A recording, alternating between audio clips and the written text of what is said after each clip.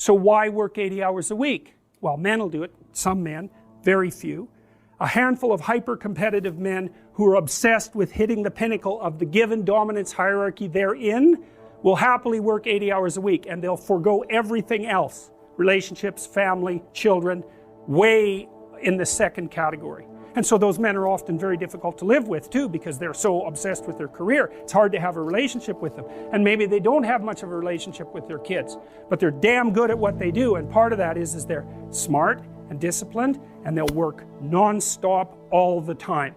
It's like an obsession. And that's the sort of people who run things. Those are the people who run things.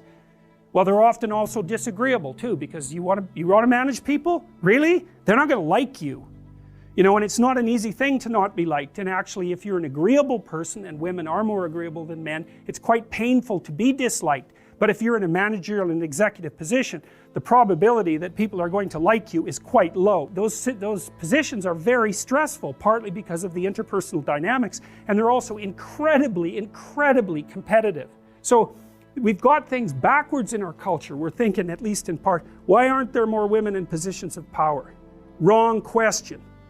The right question is, why are there any men at all who want those positions of power? Because it's not just positions of power. You have to be such a knothead to think that. Oh, it's a position of power. It's like, sure, but it's a position of overwhelming responsibility.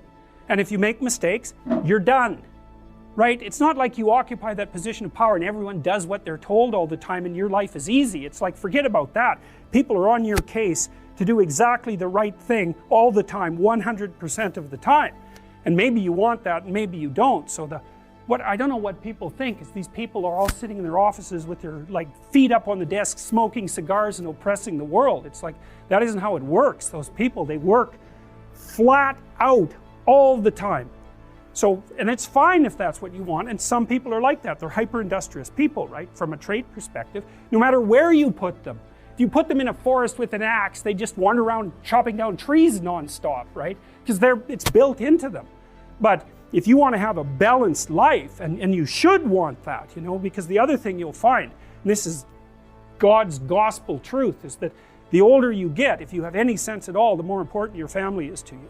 Like the utility of your career, maybe that peaks around 35 or 40, and it starts to decline pretty rapidly after that. And what happens, if you're fortunate, you have someone in your life that you love, that you've woven yourself together with, and you have some kids so that you have something to do from the time you're 50 till the time you're 80.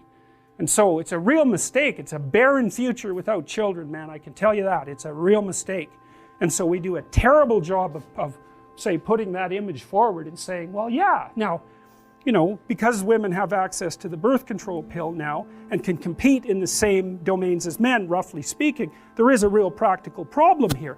It's partly an economic problem now, because when I was roughly your age, it was still possible for a one-income family to exist. Well, you know that wages have been flat, except in the upper 1% since 1973. Why? Well, it's easy. What happens when you double the labor force? What happens? You have the value of labor. So now we're in a situation where it takes two people to make as much as one did before. So we went from a situation where women's career opportunities were relatively limited to where they were relatively unlimited and there were two incomes to where, and so women could work, to a situation where women have to work and they only make half as much as they would have otherwise. And now we're going to go into a situation, this is the next step, whereas women will work because men won't.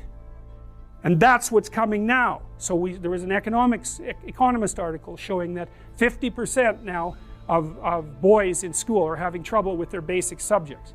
And you look around you in universities, you can see this happening. I've watched it over decades. I would say 90% of the people in my personality class are now women. There won't be a damn man left in university in 10 years, except in the STEM fields. And it's a complete bloody catastrophe. And it's a catastrophe for women, because I don't know where the hell you're going to find someone to have to marry and have a family with if this keeps happening. So, and you think when you're 19, because you're so clueless when you're 19, you don't know a bloody thing, you think, well, I'm not really sure I want children anyways. It's like, oh yeah, you can tell how well you've been educated. Dismal. Without fail, I got to tell you, without fail, I've watched women go through their professional careers, many, many of them. It's a very rare woman who at the age of 30 doesn't consider having a child her primary desire. And the ones that don't consider that, generally, in my observation, there's something that isn't quite right in the way that they're constituted or looking at the world. Sometimes you get women who are truly non-maternal, you know, by temperament. They have a masculine temperament, disagreeable, they're not particularly compassionate, they're not maternal, they're not that interested in kids. Fair enough, man, but there aren't that many of them, and there's plenty who will not admit to themselves that that's what they most desperately want.